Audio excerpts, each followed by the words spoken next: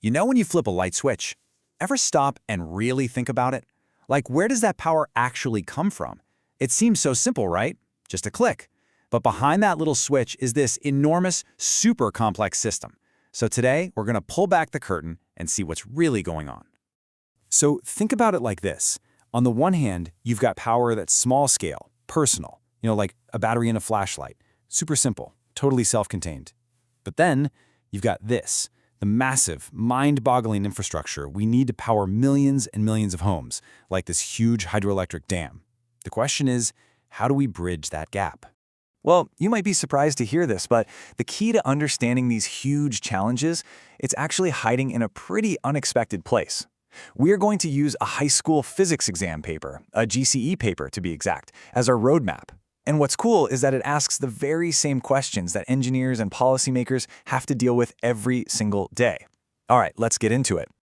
Okay, so here's the plan. We'll kick things off with the daily demand for power. Then we'll see how we try to meet that demand using water, fossil fuels, and nuclear power.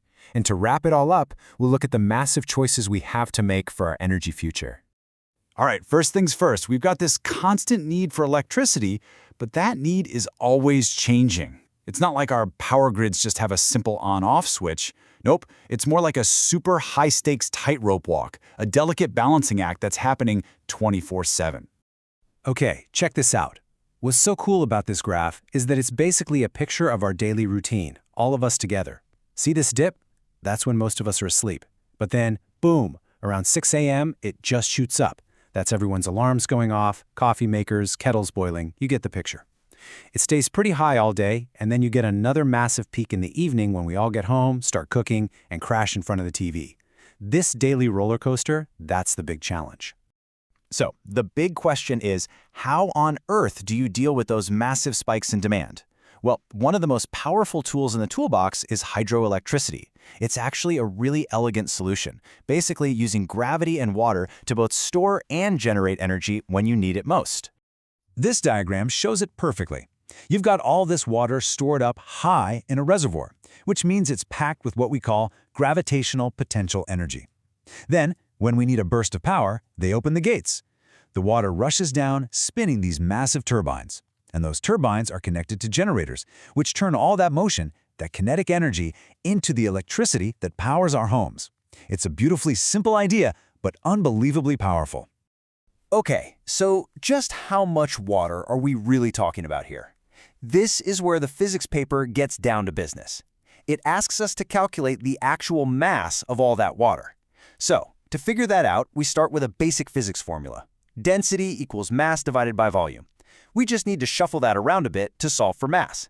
Then, it's just a matter of plugging in the numbers, the density of water, and the enormous volume of this reservoir. And when you do the math, the result is just staggering. We're talking about nearly 6.5 times billion kilograms of water. That is an absolutely incredible amount of stored energy, all just sitting there waiting to be unleashed. That's the kind of scale you need to even make a dent in a country's power grid. But, and this is a really important but, there's a catch. Even with all that mind-blowing amount of water, this one power station can only pump out its maximum power for about 5 hours. Now, if you remember that graph from earlier, that big morning surge in demand, that alone lasts longer than 5 hours.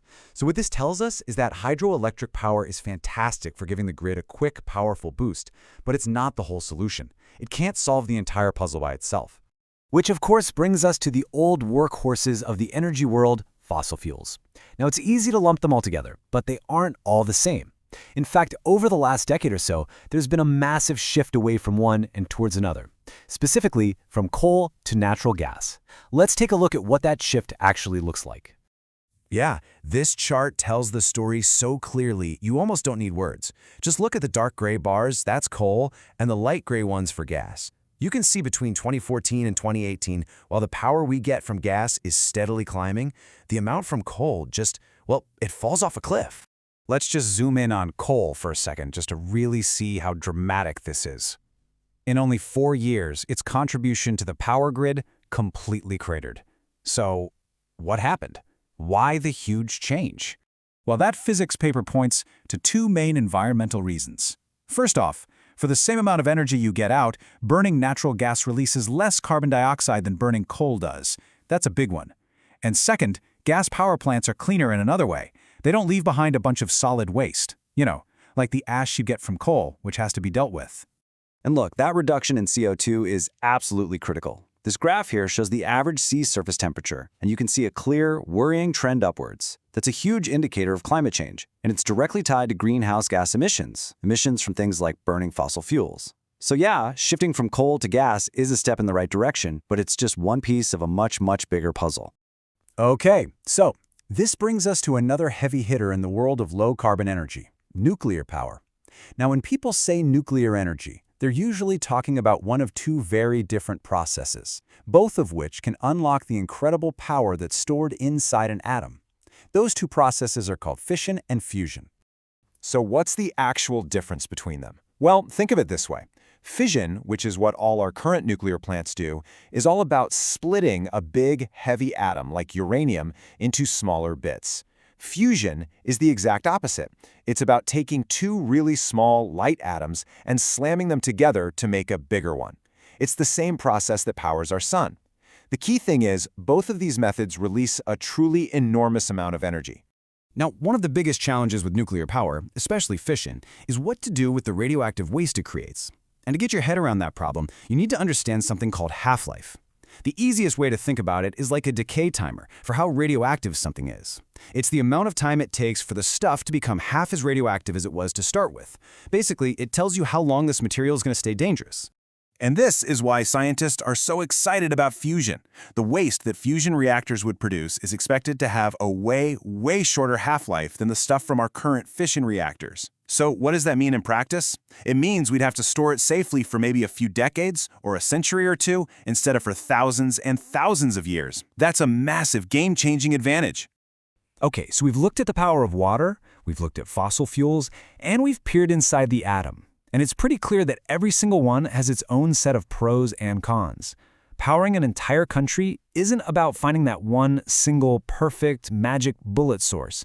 It's all about a massive, complicated balancing act. And this table just lays it all out, right? You've got hydroelectric power, it's renewable, great. But you can only build dams in certain places, and they can't run flat out all day. Natural gas is super reliable, but it still pumps out CO2. Nuclear fission gives you incredible power with zero carbon emissions, but then you've got that long-term waste problem. And then there's fusion, the dream solution, right? Almost endless fuel, no CO2, but the technology just isn't there yet. It's still probably decades away. And all of this leaves us with the biggest, most important question of all. This isn't just a physics problem from an exam paper anymore. There's no single right answer in the back of the book. This is a choice that affects every single one of us. As we try to balance our constant, growing demand for power with the very real cost to our planet, what is the right mix? What's the best way to power our world, not just today, but tomorrow?